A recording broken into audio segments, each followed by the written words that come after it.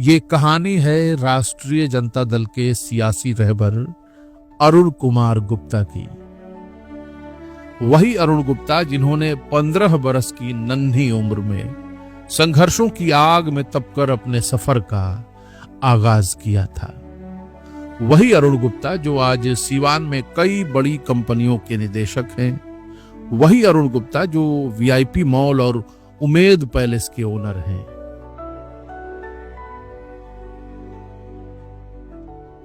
वही अरुण गुप्ता जो बड़हरिया विधानसभा से राष्ट्रीय जनता दल के सबसे प्रबल दावेदार हैं।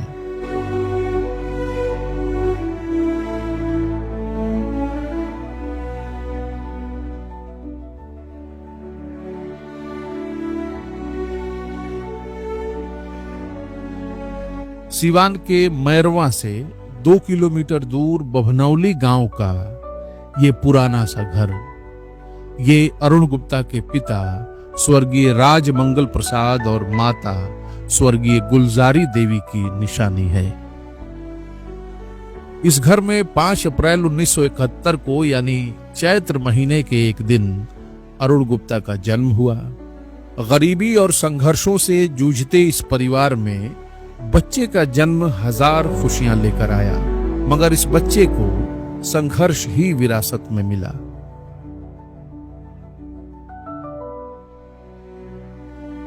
अरुण गुप्ता के माता पिता ने उन्हें बचपन से ही सादगी और ईमानदारी का पाठ पढ़ाकर बड़ा किया। संघर्षों की गोद में पले बढ़े अरुण गुप्ता की यात्रा की शुरुआत इसी गांव से हुई थी।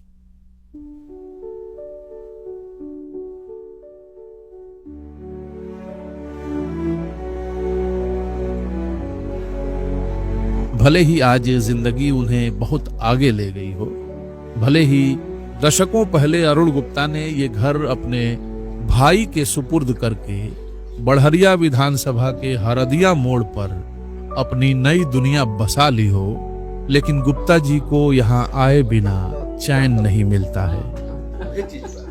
ये यहाँ अक्सर आते हैं, अपने पुराने दोस्तों से मिलते हैं, पड़ोसियों से मिलते हैं और गुजरे वक्त की खिड़कियों के उस पार अपने बचपन को निहारते रहते हैं।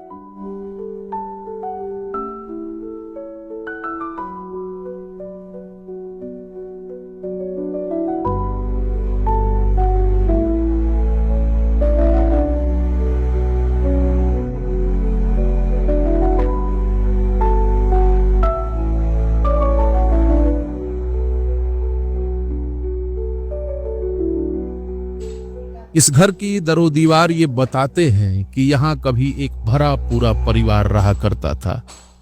इस घर के मालिक स्वर्गीय राजमंगल प्रसाद की तब एक छोटी सी कपड़ों की दुकान हुआ करती थी, जो बाद में टूट गई और परिवार के सामने गंभीर आर्थिक संकट पैदा हुआ। परिवार की जिम्मेदारी और अपने बच्चों के लालन पालन के लिए अरुण गुप्ता की मां यानी स्वर्गीय गुलजारी देवी ने आसपास के घरों और खेतों में काम करना शुरू किया। तब अरुण गुप्ता की उम्र महज 15 साल की थी। वे इस नन्ही सी उम्र में जीवन की सच्चाइयों से टकराए। हालात ने उनके बचपन से तितलियों के पीछे भागना छीन लिया। स्कूल का बस्ता कमरे में ही पड़ा रहा और रात की लोरियों ने दम तोड़ दिया। अरुण गुप्ता के बचपन के हिस्से में दूसरे के खेतों में मजदूरी और दूसरे के दुकानों में नौकरी करना ही शेष रह गया। उनके पास संघर्ष ही एकमात्र विकल्प था।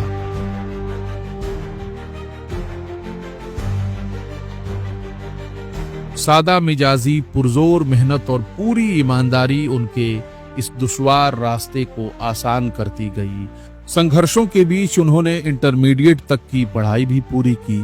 तब तक के उनके सफर में उन्हें हाशिए पर खड़े लोगों के दर्द की समझ बड़ी गहराई से हुई। हमारी लगन, ईमानदारी और सच्चाई जो हमेशा अपने साथ रखते हैं। हम झूठ नहीं बोलते हैं, ईमानदारी से काम करते हैं और जो कहते हैं वो करते हैं। ये शुरू से ही मेरे अंदर ये विश्वास भरोसा रहा कि हम ऐसा करेंगे तभी सक्सेस होंगे। जब हम गरीबी में जब जकड़े हुए थे तो उस समय जब हमारा उम्र ज़्यादा कम था, 10-12 साल का एज रहा होगा, तो हम देखते थे कि हमारी माता जी जो है अगल बगल के लोगों के खेतों में भी काम करके और अपना घर चलाने का काम कर रही हैं। तो हमें भी वो दर्द याद आता है और देखे हैं। उसके बाद जो है हमने भी अपने गांव के ज़मींदारों मालिकों के खेत में काम करना शुरू किया। फिर उससे कुछ बड़े हम हुए तो लोगों के दुकान में भी काम किए। 300 रुपया 400 रुपया प्रति महीने की सैलरी पर भी हमने काम किया।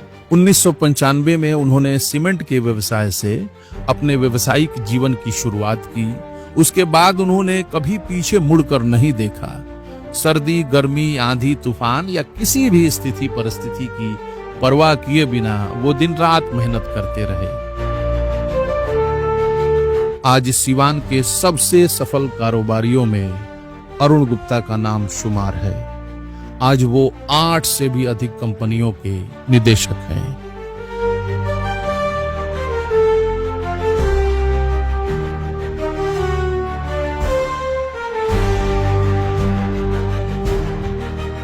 जिंदगी के तमाम मरहलों और तमाम मसरूफियात के बावजूद उन्होंने गरीबों और जरूरतमंदों के लिए अपने दिल में हमेशा एक दर्द बसाए रखा।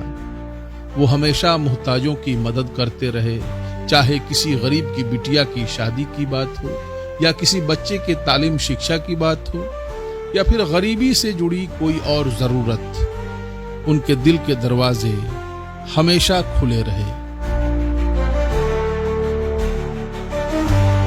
समाज के बीच रहना, लोगों की मदद करना हमेशा उनकी पहली तरजीह रही। इंसानियत की खिदमत को ही उन्होंने अपने जिंदगी का मकसद बनाए रखा।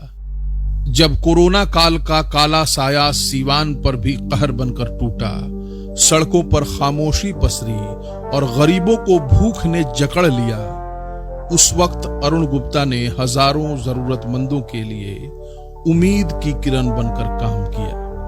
दिन रात अपने साधनों से राशन, दवा और जरूरी सामान बांटते रहे। आज भी जरूरतमंदों के काम आना उनके नियमित कार्यों में से एक है। राजनीति में क्यों आए?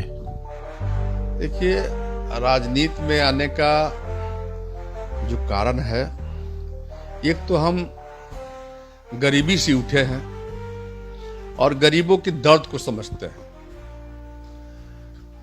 तो हम गरीबों के काम आते भी रहते हैं, लेकिन जो संसाधन मेरे पास है वो पर्याप्त नहीं है।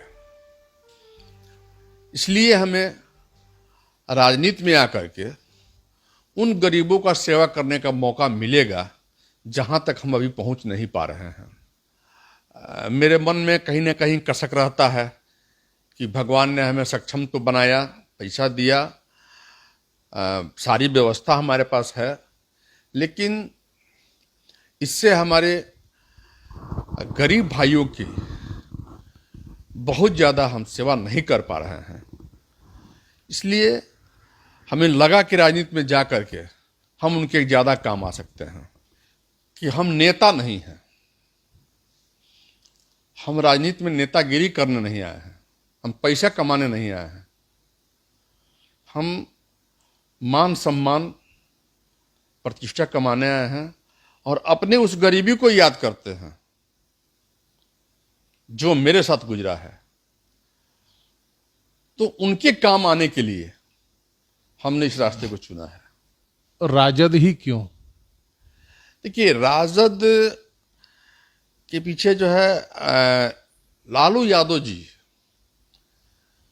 को हम अपना आदर्श मानते हैं, क्योंकि वो गरीब शोषितों की आवाज बने, और जब वो आवाज बने उस समय हम इसी गरीबी से जूझ रहे थे। धीरे धीरे अब जो है हमारा सोच बढ़ रहा था, और उस समय ही लालू यादव जी आए इस बिहार में, जिन्होंने गरीबों की आवाज़ बनने का काम किया और उनके अंदर हमारा अपना दर्द दिखाई देता है। आज जनता उनसे जुड़ रही है, उनकी सादगी दिलों को जीत रही है। बड़हरिया विधानसभा में लोग उन्हें अपने भविष्य की आवाज के रूप में देख रहे हैं। ये बात तो भविष्य के गर्भ में है कि सिवान की सियासत के फलक पर इस सितारे की चमक कितनी होगी, मगर इतना तो तय है कि अरुण गुप्ता की ये कहानी न सिर्फ सिवान बल्कि पूरे मुल्क की नई नस्ल के लिए एक सबक है कि ईमानदारी और जद्दोजहद से बढ़कर कोई हथियार नहीं होता। ये संघर्ष से सेवा तक का सफर है। ये अरुण गुप्ता की कहानी है।